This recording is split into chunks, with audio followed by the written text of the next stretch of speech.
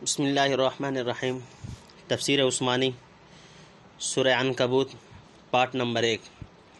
الف لام میم احسب الناس ان یترکوا ان یقولوا آمنا کیا یہ سمجھتے ہیں لوگ کہ چھوٹ جائیں گے اتنا کہہ کر آمنا وہم لا یفتنون کہ ہم یقین لائے اور ان کو جانچ نہ لیں گے، یعنی نہ ہوگی۔ نمبر 1، وَلَقَدْ فَتَنَّ الَّذِينَ مِن قَبْلِهِمْ، اور ہم نے جانچا ہے ان کو جو ان سے پہلے تھے۔ نمبر 2، فَلَيَعْلَمَنَّ اللَّهُ الَّذِينَ صَدَقُوا وَلَيَعْلَمَنَّ الْكَاذِبِينَ، سو البتہ معلوم کرے گا اللہ جو لوگ سچے ہیں اور البتہ معلوم کرے گا جھوٹوں کو۔ نمبر 3، ام حسب الذین یعملون السیئات ان یسبقونا، کیا یہ سمجھتے ہیں جو لوگ کہ کرتے ہیں برائیاں کہ ہم سے بچ جائیں۔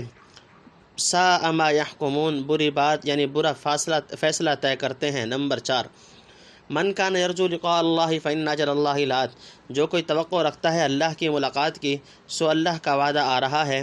وہو السمیع العلیم، اور وہ ہے سننے والا جاننے والا۔ نمبر 5، ومن جاہد فإنما یجاہد لنفسہ، اور جو کوئی محنت اٹھائے سو اٹھاتا ہے اپنے ہی واسطے۔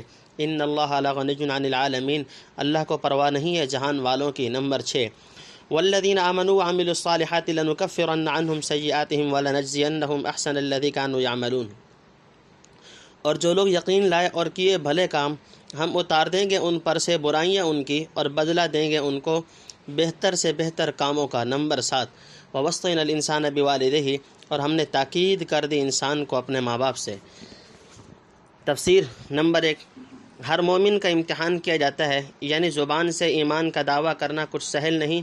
جو دعویٰ کرے امتحان و ابتلا کے لیے تیار ہو جائے، یہی کسوٹی ہے جس پر کھرا کھوٹا کسا جاتا ہے۔ حدیث میں ہے کہ سب سے سخت امتحان انبیاء کا ہے، ان کے بعد صالحین کا، پھر درجہ بدرجہ ان لوگوں کا جو ان کے ساتھ مشابہت رکھتے ہوں۔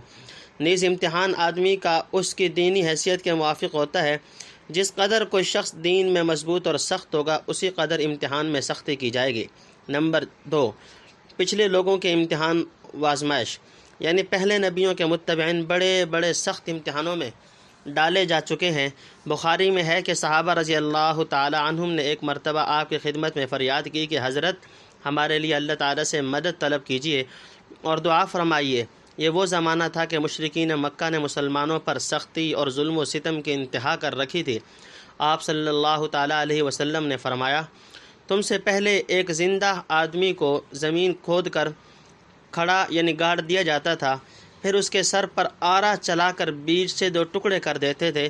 بعضوں کے بدن میں لوہے کی کنگھیاں پھرا کر چمڑا اور گوشت اتھیڑ دیا جاتا تھا، تاہم یہ سختیاں ان کو دین سے نہ ہٹا سکیں۔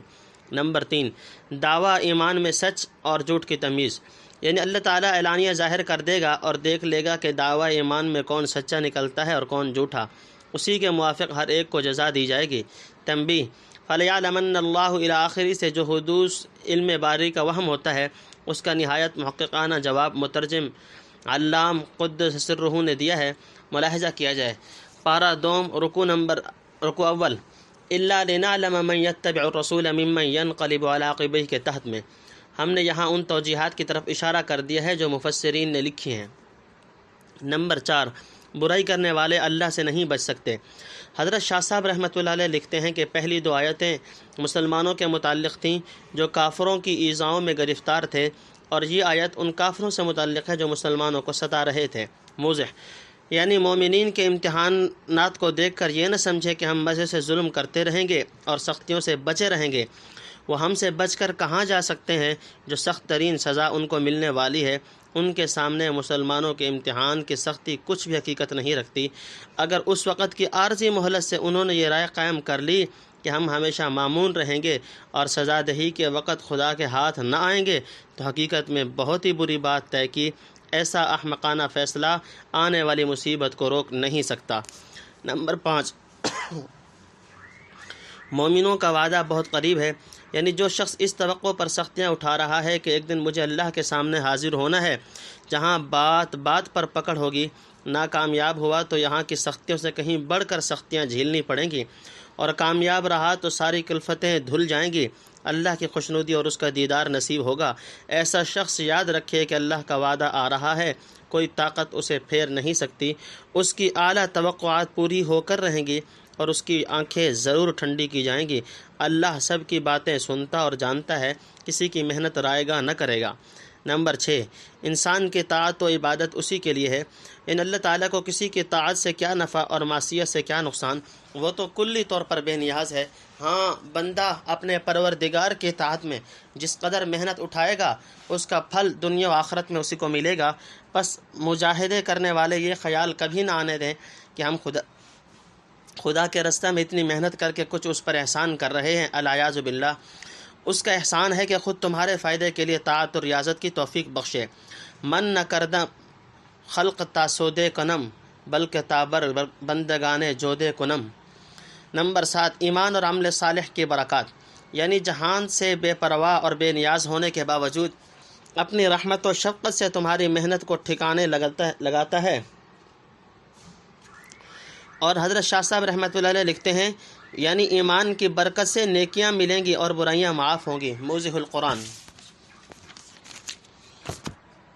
حسنہ، بھلائی سے رہنے کی، وَإِن جَاهَدَاكَ لِتُشْرِكَ بِمَا لَيْسَ لَكَ بِهِ عِلْمٌ فَلَا تُطِعْهُمَا، اور اگر وہ تجھ سے زور کریں کہ شریک کرے میرا جس کی تجھ کو خبر نہیں۔ نمبر 1، تو ان کا کہنا مت مان۔ نمبر 2، الیہ مرجعکم فانبئکم بما کنتم تعملون، مجھی تک پھر آنا ہے تم کو، سو میں بتلا دوں گا تم کو جو کچھ تم کرتے تھے۔ نمبر 3، والذین آمنوا وعملوا الصالحات لندخلنہم فی الصالحین، اور جو لوگ یقین لائے اور بھلے کام کیے ہم ان کو داخل کریں گے نیک لوگوں میں۔ نمبر 4، وَمِنَ النَّاسِ مَن يَقُولُ آمَنَّا بِاللَّهِ فَإِذَا أُوذِيَ فِي اللَّهِ جَعَلَ فِتْنَةَ النَّاسِ كَعَذَابِ اللَّهِ، اور ایک وہ لوگ ہیں کہ کہتے ہیں یقین لائے ہم اللہ پر، پھر جب اس کو ایذا پہنچے اللہ کی راہ میں کرنے لگے لوگوں کے ستانے کو برابر اللہ کے عذاب کی۔ نمبر 5، وَلَئِن جَاءَ نَصْرٌ مِّن رَّبِّكَ لَيَقُولُنَّ إِنَّا كُنَّا مَعَكُمْ، اور اگر آپ پہنچے مدد تیرے رب کی طرف سے تو کہنے لگے ہم تو تمہارے ساتھ ہیں، یعنی تھے۔ نمبر 6، أَوَلَيْسَ اللَّهُ بِأَعْلَمَ بِمَا فِي صُدُورِ الْعَالَمِينَ، کیا یہ نہیں کہ اللہ خوب خبردار ہے جو کچھ سینوں میں ہے جہان والوں کے۔ نمبر 7، وَلَيَعْلَمَنَّ اللَّهُ الَّذِينَ آمَنُوا وَلَيَعْلَمَنَّ الْمُنَافِقِينَ، اور البتہ معلوم کرے گا اللہ ان لوگوں کو جو یقین لائے ہیں، اور البتہ معلوم کرے گا جو لوگ دغا باز ہیں۔ نمبر 8، وقال الذین کفروا للذین آمنوا، اور کہنے لگے منکر ایمان والوں کو۔ تفسیر۔ نمبر 1، ماں باپ سے حسن سلوک، یعنی تمام کائنات میں ایسی کوئی چیز ہے ہی نہیں جو خدا کی شریک ہو سکے، پھر اس کی خبر کسی کو کہاں سے ہوتی؟ جو لوگ شرکا ٹھہراتے ہیں محض جاہلانہ اوہام اور بے سند خیالات کی پیروی کر رہے ہیں، واقعہ کی خبر انہیں کچھ بھی نہیں۔ نمبر 2، معصیت میں ماں باپ کی اطاعت کی ممانعت، دنیا میں ماں باپ سے زیادہ حق کسی کا نہیں، پر اللہ کا حق ان سے زیادہ ہے، ان کی خاطر دین نہ چھوڑے۔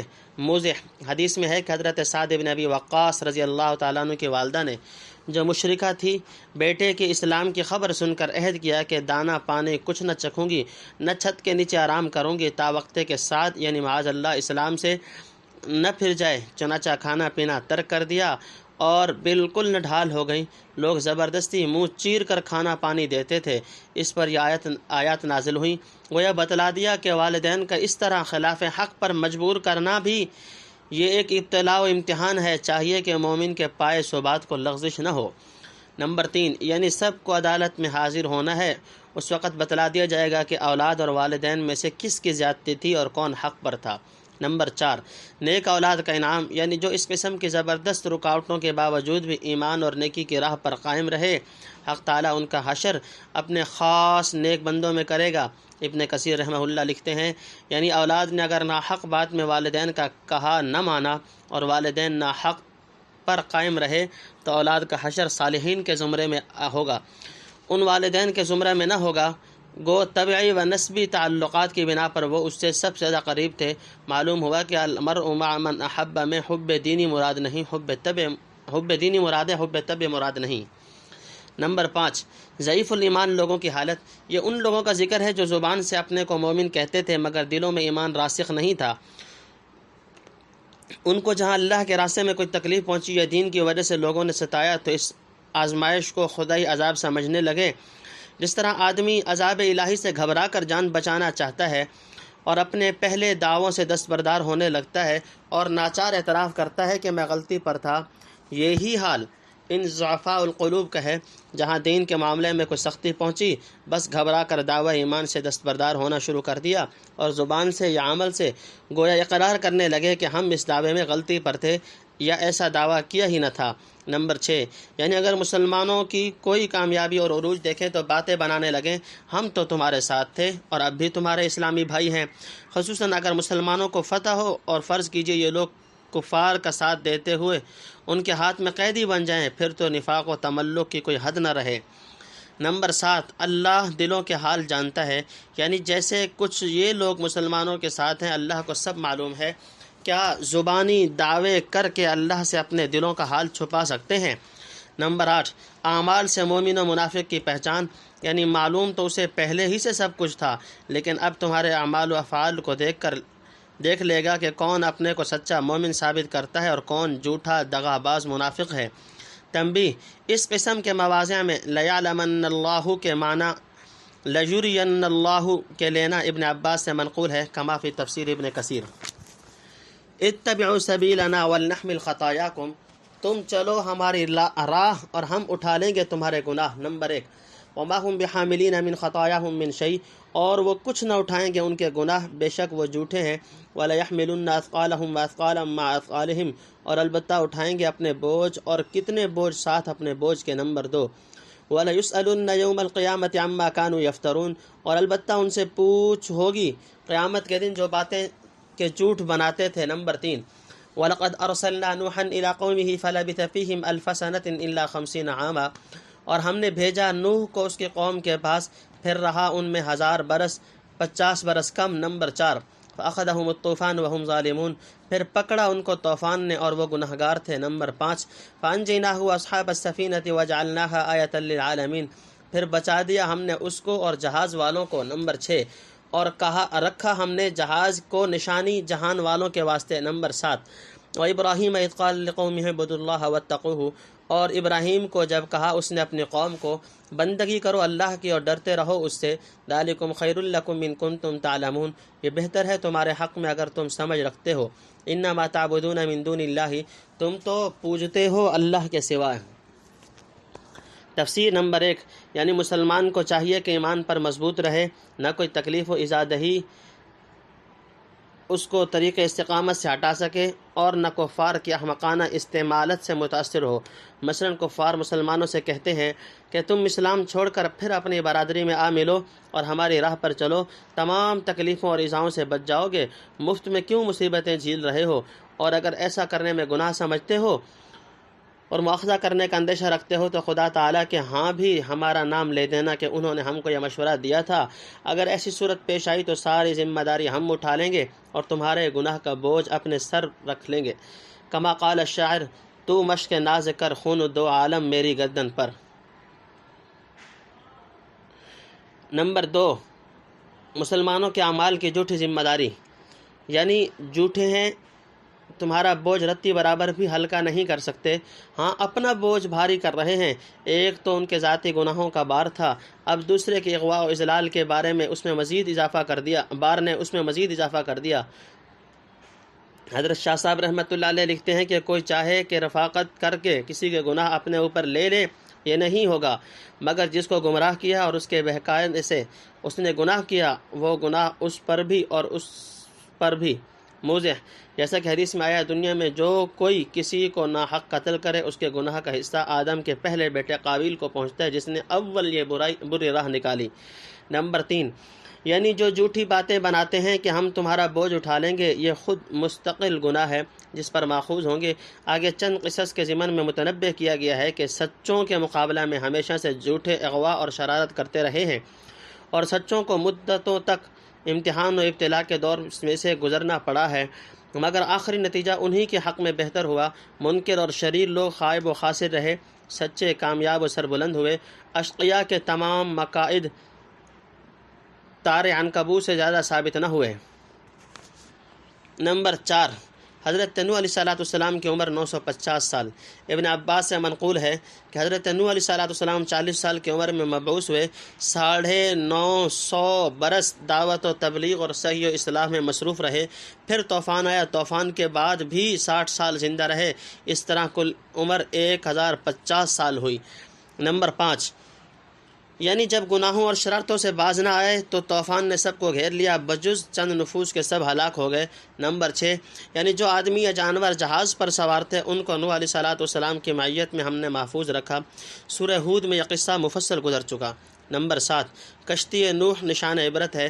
کہتے ہیں حضرت نوح علیہ السلام کا جہاز مدت دراز تک جودی پر لگا رہا تاکہ دیکھنے والوں کے لیے عبرت ہو، اور اب جو جہاز اور کشتیاں موجود ہیں یہ بھی ایک نشانی ہے جسے دیکھ کر سفینہ نوح کی یاد تازہ ہوتی ہے اور قدرت الہی کا نمونہ نظر آتا ہے، یا شاید یہ مراد ہو کہ کشتی کے اس قصہ کو ہم نے ہمیشہ کے لیے نشان عبرت بنا دیا۔ حضرت شاہ صاحب رحمۃ اللہ علیہ لکھتے ہیں کہ جس وقت یہ صورت اتری، حضرت کے بہت سے اصحاب رضی اللہ تعالیٰ عنہم کافروں کی ایذاؤں سے تنگ آ کر جہاز پر سوار ہو کر ملک حبشہ کی طرف گئے تھے۔ جب حضرت صلی اللہ علیہ وسلم مدینہ ہجرت کر آئے تب وہ جہاز والے صحابہ بھی سلامتی سے آ ملے، موضح بتغیر یسیر۔ گویا نوح علیہ السلام و سفینہ نوح کی تاریخ اس رنگ میں دہرائی گئی۔ اوثانا و تخلقون افکا، یہی بتوں کے تھان اور بناتے ہو جھوٹی باتیں۔ نمبر 1، ان الذین تعبدون من دون اللہ لا یملکون لکم رزقا فابتغوا عند اللہ الرزق واعبدوہ واشکروا لہ الیہ ترجعون۔ بے شک جن کو تم پوجتے ہو اللہ کے سوا وہ مالک نہیں تمہاری روزی کے، سو تم ڈھونڈو اللہ کے یہاں روزی اور اس کی بندگی کرو اور اس کا حق مانو، اسی کی طرف پھر جاؤ گے۔ نمبر 2، وَإِن تُكَذِّبُوا فَقَدْ كَذَّبَ أُمَمٌ مِّن قَبْلِكُمْ، اور اگر تم جھٹلاؤ گے تو جھٹلا چکے ہیں بہت فرقے تم سے پہلے۔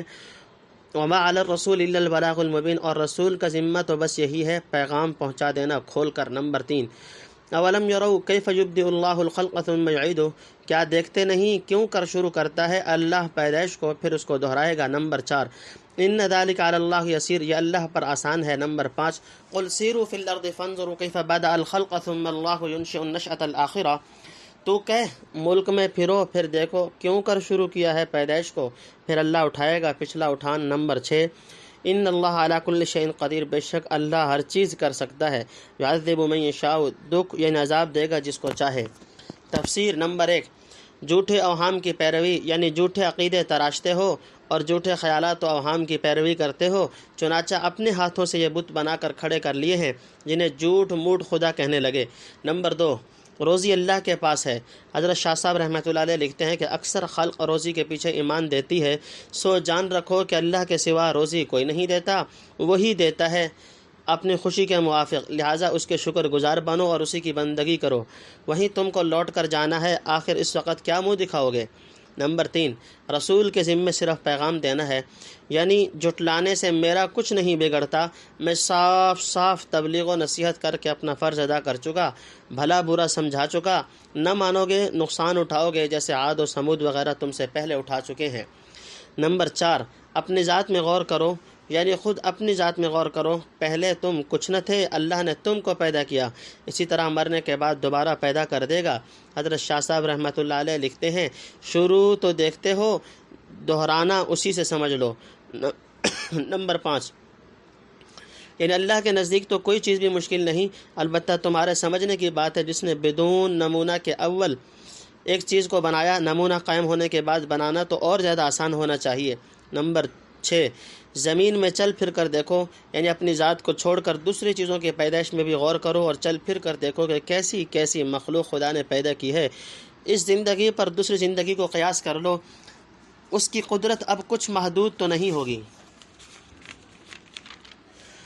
وَيَرْحَمُ مَن يَشَاءُ وَإِلَيْهِ تَقْلَبُونَ، اور رحم کرے گا جس پر چاہے۔ نمبر 1، اور اسی کی طرف پھر جاؤ گے۔ وَمَا أَنْتُمْ بِمُعْجِزِينَ فِي الْأَرْضِ وَلَا فِي السَّمَاءِ، اور تم عاجز کرنے والے نہیں زمین میں اور نہ آسمان میں۔ وَمَا لَكُم مِّن دُونِ اللَّهِ مِن وَلِيٍّ وَلَا نَصِيرٍ، اور کوئی نہیں تمہارا اللہ سے ورے حمایتی اور نہ مددگار۔ نمبر 2، وَالَّذِينَ كَفَرُوا بِآيَاتِ اللَّهِ وَلِقَائِهِ أُولَٰئِكَ يَئِسُوا مِن رَحْمَتِي، اور جو لوگ منکر ہوئے اللہ کی باتوں سے اور اس کے ملنے سے، وہ نا امید ہوئے میری رحمت سے۔ نمبر 3، وَأُولَٰئِكَ لَهُمْ عَذَابٌ أَلِيمٌ، اور ان کے لیے دردناک عذاب ہے۔ فما کان جواب قومہ الا ان قالوا اقتلوه او حرقوه، پھر کچھ جواب نہ تھا اس کی قوم کا مگر یہی کہ بولے اس کو مار ڈالو یا جلا دو۔ نمبر 4 فانجاه اللہ من النار، پھر اس کو بچا دیا اللہ نے آگ سے۔ نمبر 5 ان فی ذلک لآیات لقوم یؤمنون، اس میں بڑی نشانیاں ہیں ان لوگوں کے لیے جو یقین لاتے ہیں۔ نمبر 6 وقال انما اتخذتم من دون اللہ اوثانا مودۃ بینکم فی الحیاۃ الدنیا، اور ابراہیم بولا۔ نمبر 7 جو ٹھہرائے ہیں تم نے اللہ کے سوا بتوں کے تھان، سو دوستی یعنی آپس کی دوستی سے کرا کر آپس میں دنیا کی زندگانی میں۔ نمبر 8 ثم یوم القیامت یکفر، پھر دن قیامت کے منکر ہو جاؤ گے۔ تفسیر نمبر 1 یعنی دوبارہ پیدا کر کے جسے اپنی حکمت کے موافق چاہے گا سزا دے گا، جس پر چاہے گا اپنے فضل و کرم سے مہربانی فرمائے گا۔ نمبر 2 خدا کے مجرم کے لیے کوئی پناہ نہیں، یعنی جس کو اللہ تعالیٰ سزا دینا چاہے وہ نہ زمین کے سوراخوں میں گھس کر سزا سے بچ سکتا ہے، نہ آسمان میں اڑ کر۔ کوئی بلندی یا پستی خدا کے مجرم کو پناہ نہیں دے سکتی، نہ کوئی طاقت اس کی حمایت اور مدد کو پہنچ سکتی ہے۔ نمبر 3 کفار کی اللہ کی رحمت سے مایوسی، یعنی جنہوں نے اللہ کی باتوں کا انکار کر دیا اور اس سے ملنے کی امید نہیں رکھی، کیونکہ وہ بس بعد الموت کے قائل ہی نہ ہوئے، انہیں رحمت الہی کی امید کیوں کر ہو سکتی ہے، لہٰذا وہ آخرت میں بھی محروم و مایوس ہی رہیں گے۔ یہ گویا من کان یرجو لقاء اللہ فإن اجل اللہ لآت کا عکس ہوا۔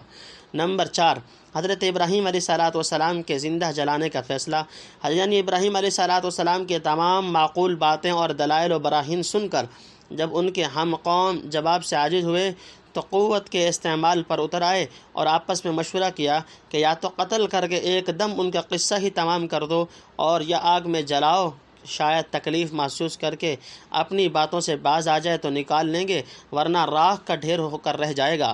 نمبر 5 یعنی انہوں نے مشورہ کر کے آگ میں ڈال دیا، مگر حق تعالیٰ نے آگ کو گلزار بنا دیا، جیسا کہ سورہ انبیاء میں مفصلاً گزر چکا ہے۔ نمبر 6 یعنی اس واقعے سے سمجھا دیا کہ اللہ تعالیٰ اپنے سچے بندوں کو کس طرح بچا لیتا ہے اور مخالفین حق کو کس طرح غائب و خاسر کرتا ہے۔ نیز یہ معلوم ہوا کہ ہر چیز کی تاثیر اس کے حکم سے ہے، جب حکم نہ ہو تو آگ جیسی چیز جلا نہیں سکتی۔ نمبر 7 یعنی آگ سے نکل کر پھر نصیحت شروع کر دی۔ نمبر 8 بت پرستی کی اصل غرض و غایت، یعنی بت پرستی کو کون عقل مند جائز رکھ سکتا ہے؟ بت پرست بھی دل میں جانتے ہیں کہ یہ نہایت محمل حرکت ہے، مگر شرازہ قومی کو جمع رکھنے کے لیے ایک مذہب ٹھہرا لیا ہے، اس کے نام پر تمام قوم متحد و متفق رہے اور ایک دوسرے کے دوست بنے رہیں، جیسا کہ آج کل ہم یورپ کی عیسائی قوموں کا حال دیکھتے ہیں۔ یہ مطلب ہے کہ بت پرستی کا شیوع اور رواج اس بنا پر نہیں ہوا کہ وہ کوئی معقول چیز ہے، بلکہ اندھی تقلید، قومی مروت و لحاظ اور تعلقات باہمی کا دباؤ اس کا بڑا سبب ہے۔ یہ غرض ہو کہ بت پرستی کی اصل جڑ آپس کی محبت اور دوستی تھی۔ ایک قوم میں کچھ نیک آدمی جنہیں لوگ محبوب رکھتے تھے انتقال کر گئے، لوگوں نے جوش محبت میں ان کی تصویریں بنا کر بطور یادگار رکھ لیں، پھر تصویروں کی تعظیم کرنے لگے، وہی تعظیم بڑھتے بڑھتے عبادت بن گئی۔ یہ سب احتمالات آیت میں مفسرین نے بیان کیے ہیں، اور ممکن ہے مودۃ بینکم سے بت پرستوں کی اپنے بتوں سے جو محبت ہے وہ مراد ہو، جیسا کہ دوسری جگہ اندادا یحبونہم کحب اللہ فرمایا ہے۔ واللہ عالم۔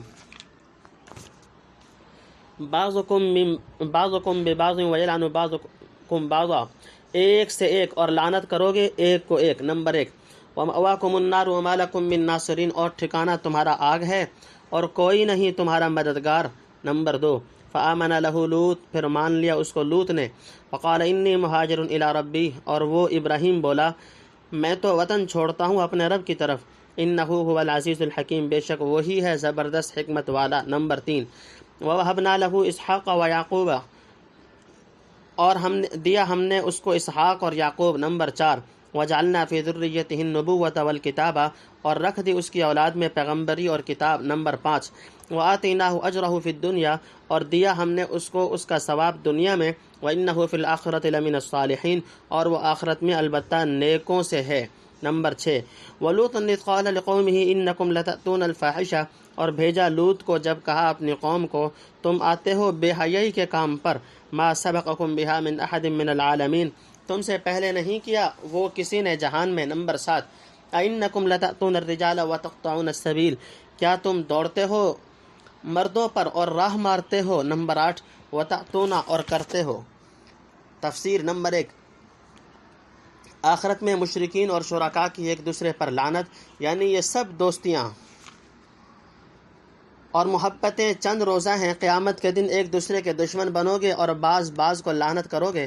حضرت شاہ صاحب رحمۃ اللہ علیہ لکھتے ہیں، یعنی وہ شیطان جن کے نام کے تھان ہیں اللہ کے روبرو منکر ہوں گے کہ ہم نے نہیں کہا ہم کو پوجو، تب یہ پوجنے والے ان کو لعنت کریں گے کہ ہماری نظر و نیاز لے کر وقت پر پھر گئے ہو۔ موضح نمبر 2، جو دوزخ کی آگ سے تم کو بچا لے جیسے میرے پروردگار نے تمہاری آگ سے مجھ کو بچا لیا۔ نمبر 3، حضرت لوط علیہ السلام کا ایمان اور ہجرت۔ حضرت لوط علیہ السلام حضرت ابراہیم علیہ السلام کے بھتیجے تھے۔ ابراہیم علیہ السلام کو ان کی قوم کے کسی مرد نے نہ مانا، البتہ لوط علیہ السلام نے فوراً بلا توقف تصدیق کی۔ دونوں کا وطن عراق میں شہر بابل تھا۔ خدا کے توکل پر وطن سے نکل کھڑے ہوئے، اللہ نے ملک شام میں پہنچا کر بسایا۔ تنبیہ، وقال انی مہاجر الی آخری میں دونوں احتمال ہیں، قائل ابراہیم ہو یا لوط علیہ السلام۔ نمبر 4، یعنی اسحاق رضی اللہ تعالیٰ عنہ بیٹا اور یعقوب رضی اللہ تعالیٰ عنہ پوتا دیا، جن کی نسل بنی اسرائیل کہلاتی ہے۔ نمبر 5، اولاد ابراہیم علیہ السلام میں دائمی نبوت، یعنی حضرت ابراہیم علیہ السلام کے بعد بجز ان کی اولاد کے کسی کو کتاب آسمانی اور پیغمبری نہ دی جائے گی، چنانچہ جس قدر انبیاء ان کے بعد تشریف لائے انہی کی ذریت سے تھے، اس لیے ان کو ابو الانبیاء کہا جاتا ہے۔ نمبر 6، حضرت ابراہیم علیہ السلام پر دنیا اور آخرت کے انعامات، یعنی دنیا میں حق تعالیٰ نے مال، اولاد، عزت اور ہمیشہ کا نام نیک دیا، اور ملک شام ہمیشہ کے لیے ان کی اولاد کو بخشا، قضا فی الموضح، اور آخرت میں اعلیٰ درجے کے صالحین کی جماعت میں جو انبیاء اولو العزم کی جماعت ہے شامل رکھا۔ نمبر 7، حضرت لوط علیہ السلام کی قوم کو نصیحت، یعنی یہ فعل شنیع تم سے پہلے کسی نے نہیں کیا تھا، یہی اس کی دلیل ہے کہ فطرت انسانی اس سے نفور ہے، ایسے خلاف فطرت و شریعت کام کی بنیاد تم نے ڈالی۔ نمبر 8، راہ مارنے سے مراد ممکن ہے ڈاکہ زنی ہو، یہ بھی ان میں رائج ہوگی۔ یہ اسی بدکاری سے مسافروں کی راہ مارتے تھے کہ ڈر کے مارے اس طرف ہو کر نہ نکلیں۔ یا تقطعون السبیل کا مطلب یہ ہو کہ فطری اور معتاد راستہ کو چھوڑ کر توالد و تناسل کا سلسلہ منقطع کر رہے تھے۔ فی نادیکم المنکر، اپنی مجلس میں برا کام۔ نمبر 1، فما کان جواب قومہ الا ان قالوا ائتنا بعذاب اللہ ان کنت من الصادقین، پھر کچھ جواب نہ تھا اس کی قوم کا مگر یہی بولے کہ لے آ ہم پر عذاب اللہ کا اگر تو ہے سچا۔ نمبر 2، قال رب انصرنی علی القوم المفسدین، بولا اے رب میری مدد کر ان شریر لوگوں پر۔ نمبر 3، ولما جاءت رسلنا ابراہیم بالبشرى قالوا انا مہلکو اہل هذه القریہ، اور جب پہنچے ہمارے بھیجے ہوئے ابراہیم کے پاس خوشخبری لے کر بولے ہم کو غارت کرنا ہے اس بستی والوں کو، ان اہلھا کانوا ظالمین، بے شک اس کے لوگ ہو رہے ہیں گناہ گار۔ نمبر 4، قال ان فیہا لوطا، بولا اس میں تو لوط بھی ہے۔ نمبر 5، قالوا نحن اعلم بمن فیہا، وہ بولے ہم کو خوب معلوم ہے جو کوئی اس میں ہے، لننجینہ واہلہ الا امرأتہ کانت من الغابرین، ہم بچا لیں گے اس کو اور اس کے گھر والوں کو مگر اس کی عورت کہ رہے گی رہ جانے والوں میں۔ نمبر 6، ولما ان، اور جب۔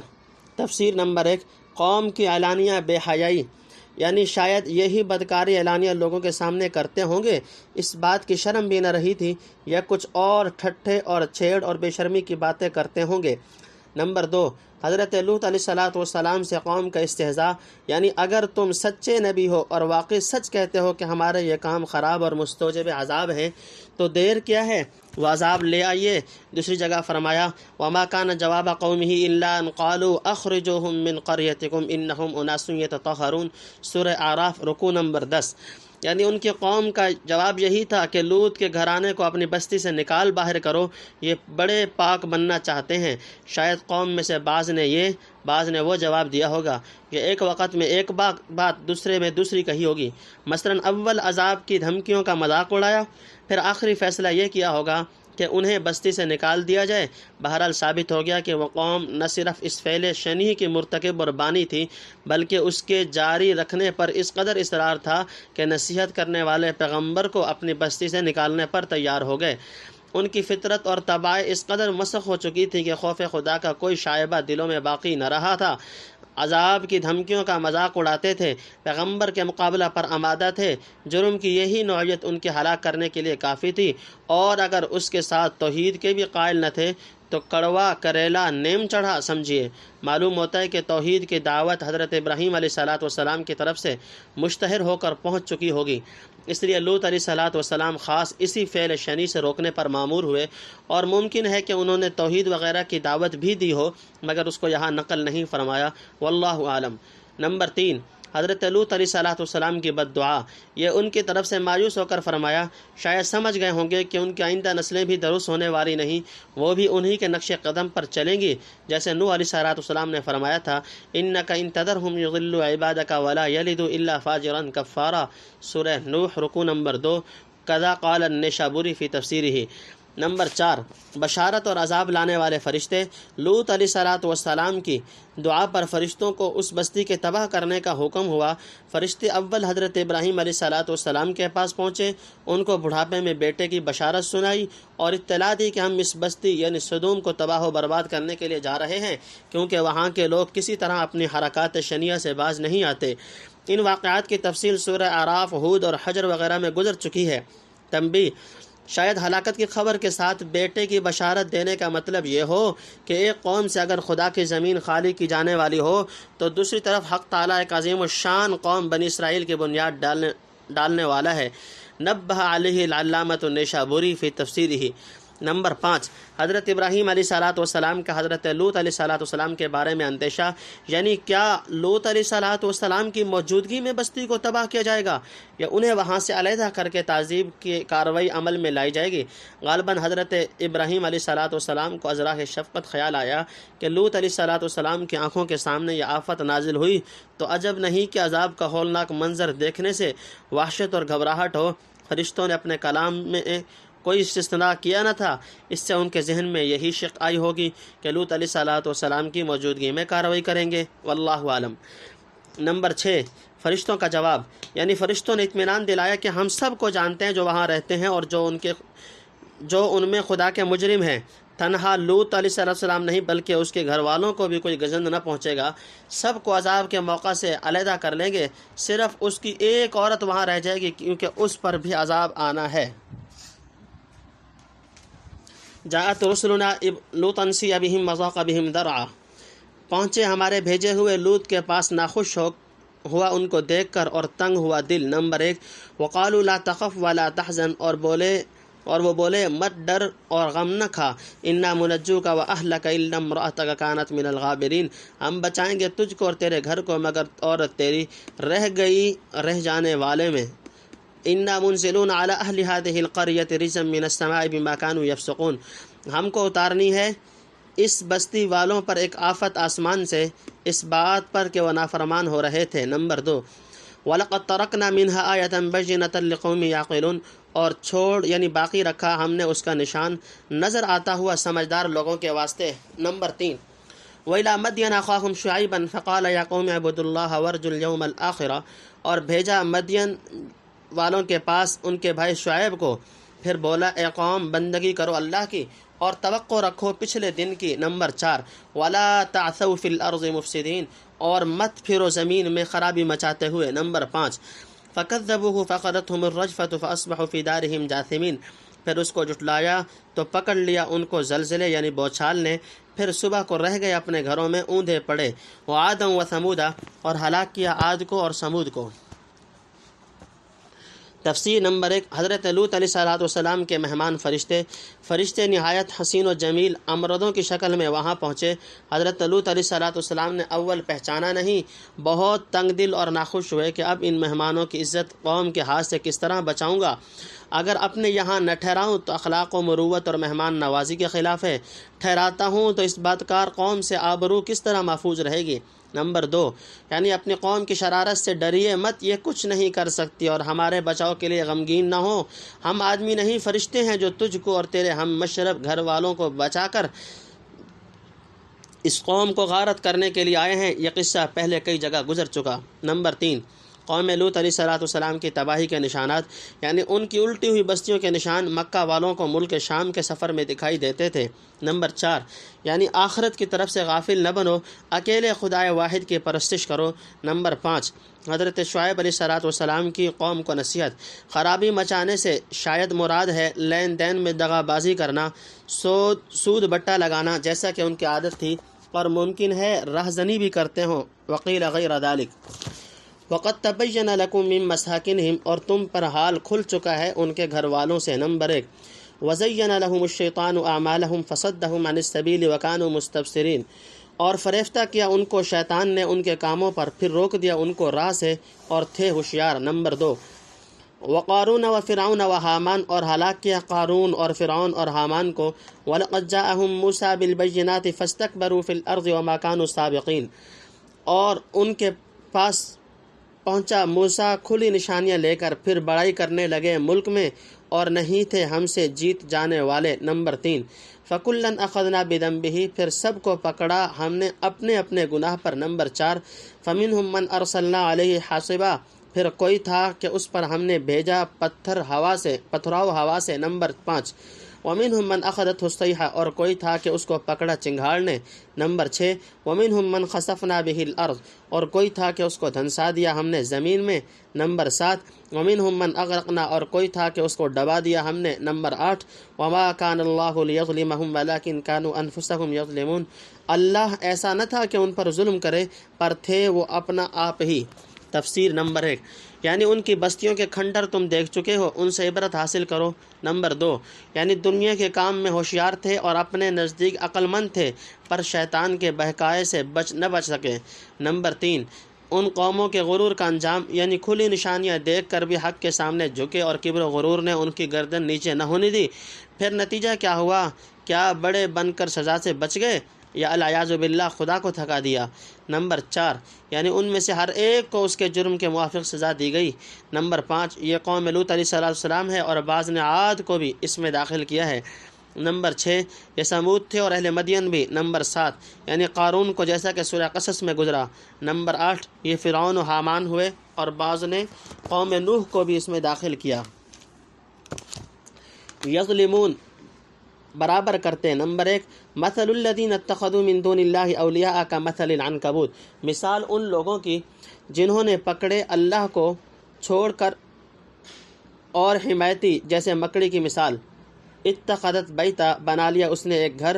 وَإِنَّ أَوْهَنَ الْبُيُوتِ لَبَيْتُ الْعَنْكَبُوتِ، اور سب گھروں میں بودا سو مکڑی کا گھر۔ لَوْ كَانُوا يَعْلَمُونَ، اگر ان کو سمجھ ہوتی۔ نمبر 2، إِنَّ اللَّهَ يَعْلَمُ مَا يَدْعُونَ مِن دُونِهِ مِن شَيْءٍ، اللہ جانتا ہے جس کو وہ پکارتے ہیں اس کے سوا کوئی چیز۔ نمبر 3، وَهُوَ الْعَزِيزُ الْحَكِيمُ، اور وہ زبردست ہے حکمتوں والا۔ نمبر 4، وَتِلْكَ الْأَمْثَالُ نَضْرِبُهَا لِلنَّاسِ، اور یہ مثالیں بٹھلاتے یعنی چسپاں کرتے ہیں ہم لوگوں کے واسطے۔ وَمَا يَعْقِلُهَا إِلَّا الْعَالِمُونَ، اور ان کو سمجھتے وہی ہیں جن کو سمجھ ہے۔ نمبر 5، خلق اللہ السماوات والارض بالحق، اللہ نے بنائے آسمان اور زمین جیسے چاہیں۔ نمبر 6، ان فی ذلک لآیۃ للمؤمنین، اس میں نشانی ہے یقین لانے والوں کے لیے۔ نمبر 7، تفسیر نمبر 1، یعنی اللہ تعالیٰ کی شان یہ ہے کہ کوئی ناانصافی یا بے موقع کام کرے، اس کی بارگاہ عیوب و نقائص سے بکلی مبرہ و منزہ ہے۔ ظلم تو وہاں متصور ہی نہیں، ہاں بندے خود اپنی جانوں پر ظلم کرتے ہیں، یعنی ایسے کام کرتے ہیں جن کا نتیجہ لامحالہ ان کے حق میں برا ہو۔ نمبر 2، مشرکین کی مثال مکڑی کے گھر سے، یعنی گھر اس واسطے ہے کہ جان مال کا بچاؤ ہو، نہ مکڑی کا جالا کہ دامن کے جھٹکے سے ٹوٹ پڑے۔ یہی مثال اس کی ہے جو اللہ کے سوا کسی کو اپنا بچانے والا اور محافظ سمجھے، بدون مشیت الہی کچھ بچاؤ نہیں کر سکتے۔ نمبر 3، یعنی ممکن تھا سننے والا تعجب کرے کہ سب کو ایک ہی ذیل میں کھینچ دیا، کسی کو مستثنیٰ نہ کیا۔ بعض لوگ بت کو پوجتے ہیں، بعض آگ پانی کو، بعض اولیاء انبیاء یا فرشتوں کو، سو اللہ نے فرما دیا اللہ کو سب معلوم ہے۔ اگر کوئی ایک بھی ان میں سے مستقل قدرت اختیار رکھتا تو اللہ سب کی یک قلم نفی نہ کرتا۔ نمبر 4، یعنی اللہ کو کسی کی رفاقت نہیں چاہیے، وہ زبردست ہے اور مشورہ نہیں چاہیے کیونکہ حکیم میں مطلق ہے۔ نمبر 5، اللہ کی مثالوں کو عاقل ہی سمجھتے ہیں۔ مشرکین مکہ کہتے تھے کہ اللہ تعالیٰ مکڑی اور مکھی وغیرہ حقیر چیزوں کی مثالیں بیان کرتا ہے جو اس کی عظمت کے منافی ہیں۔ اس کا جواب دیا کہ مثالیں اپنے موقع کے لحاظ سے نہایت موزوں اور ممثل لہو پر پوری منطبق ہیں، مگر سمجھدار ہی اس کا مطلب ٹھیک سمجھتے ہیں، جاہل بیوقوف کیا جانے۔ مثال کا انطباق مثال دینے والے کی حیثیت پر نہیں کرنا چاہیے، بلکہ جس کی مثال ہے اس کی حیثیت کو دیکھو۔ اگر وہ حقیر و کمزور ہے تو تمثیل بھی ایسے ہی حقیر و کمزور چیزوں سے ہوگی، مثال دینے والے کی عظمت کا اس سے کیا تعلق۔ نمبر 6، یعنی نہایت حکمت سے بنایا، بیکار پیدا نہیں کیا۔ نمبر 7، مخلوقات میں مومن کے لیے نشانیاں، یعنی جب آسمان و زمین اس اکیلے نے بنا دیے تو چھوٹے چھوٹے کاموں میں اسے کسی شریک یا مددگار کی کیا احتیاج ہوتی تو ان بڑے کاموں میں ہوتی۔ پہلا پارٹ سورہ عنکبوت کا اپنے اختتام کو پہنچا۔